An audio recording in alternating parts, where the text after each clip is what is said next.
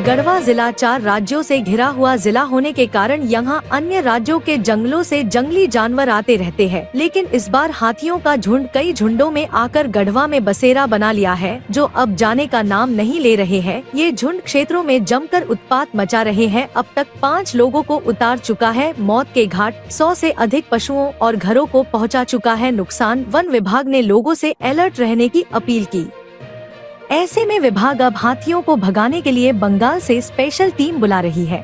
जंगली हाथियों के आतंक से परेशान गढ़वा जिला का 6 प्रखंड के लोग काफी परेशान एवं भयभीत है। जिले के रंका, चिनिया, रमकंडा, भंडरिया, बड़गढ़, धुरकी के लोग हैं ज्यादा परेशान।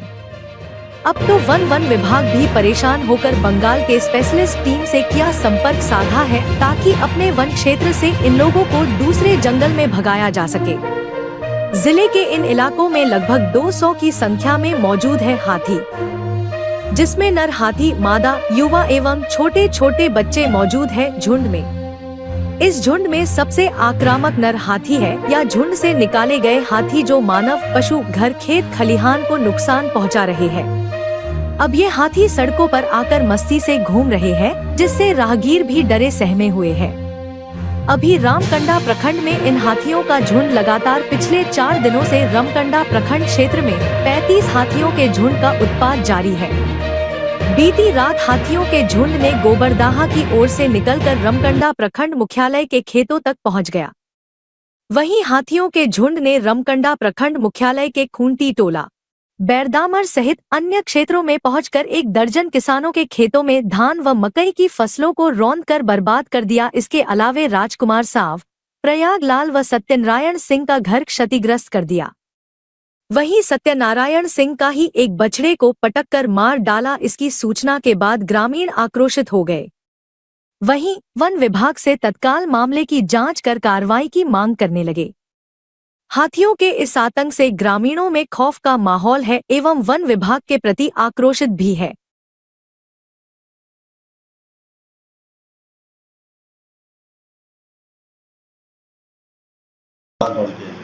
ओके, अभी जो न्यूज़ आ रहा है, जैसे कि रमकंडा, बलीगढ़, कुद्रुम, बिश्रामपुर, चुत्रू, बिराजपुर, हो सकता है कि कुसवार, तेतरडी कुसवार, इन क्षेत्रों में अभी हाथी आया है, हाथी का झुंड आया है।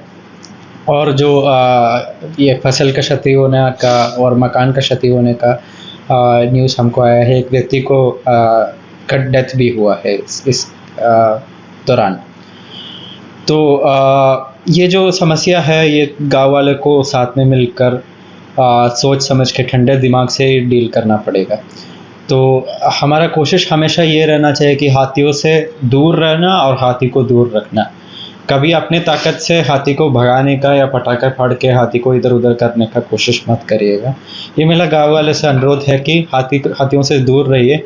जो जान माल की क्षति होता है या मकान की क्षति होता है या फसल की क्षति होता है, किसान के लिए, खास करके गरीब किसान के लिए बहुत क्षतिपूरक, बहुत ज़्यादा क्षति हो जाता है। ये वन विभाग समझते हैं और इसका सरकार द्वारा निर्धारित मुआवजा तुरंत हम लोग निर्गत भुगतान करने का प्रयास जारी रहेगा। लेकिन किसी का जान खतरा में है तो वो सबसे बड़ी गंभीरता से हमको लेना चाहिए। तो जान बचाने का कोशिश करिएगा ज़्यादातर, और हाथियों के झुंड से दूर रहने का कोशिश करिए। अभी इतना अग्रेसिव क्यों है सर? इसका कई कारण हो सकता है। इसका कहना मुश्किल है कि ये हाथी क्यों अग्रेसिव है, ये हाथी अग्रेसिव क्यों नहीं है। बहुत सारे कारण हो सकता है। ये हाथी जहाँ से आया है काफ़ी दूर है, ये रमकंडा क्षेत्र। हाथी आया है, ये वाला झुंड आया है, लगता है हमें रिपोर्ट के आधार पर हमको लगता है छत्तीसगढ़ से शायद आया होगा। लेकिन हाथियों का कोई बाउंड्री नहीं रहता है। ऐसा नहीं है कि छत्तीसगढ़ का हाथी है कि झारखंड का हाथी है। हाथी तो जंगल का है, लेकिन तब भी काफ़ी दूर बिछड़ के आया है।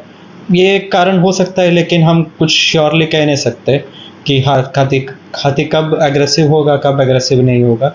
लेकिन अगर पटाखा फाड़ के भगाने का कोशिश करिएगा तो इससे भी ज़्यादा एग्रेसिव होने का संभावना है। इसलिए मेरा अनुरोध है कि ऐसा कोई विकल्प गाँव वाले ना लें। झुंड कितना है, कितनी की संख्या में है? अभी तक जो रिपोर्ट प्राप्त हुआ है उसके अनुसार 30-40 के संख्या में लगभग हाथी का झुंड है, जिसमें फीमेल हाथी भी है, हाथी के बच्चे भी है और टस्कस भी है, मतलब मर्द हाथी भी है। तो ऐसे स्थिति में खास करके जब हाथी के बच्चे भी है, काफ़ी संवेदनशील घटना पाया जाता है कि अगर भगाने का प्रयास करता है तो हाथी को झुंड को लगता है कि उनको बच्चे को खतरा में लाने का प्रयास किया जा रहा है, तो इसलिए वो हाथी अग्रेसिव होने का संभावना ज़्यादा बढ़ जाता है। तो इसलिए मेरा अनुरोध है गांव वालों से कि हाथियों से दूर रहने का और दूर रखने का उपाय करें। दूर रखने का मतलब मशाल या मिर्ची जलाकर या टॉर्च से हाथियों को दूर रखने के लिए, क्योंकि जहाँ उजाला है और जहाँ मिर्ची का गंध है वहाँ पे हाथी आने का संभावना कम है।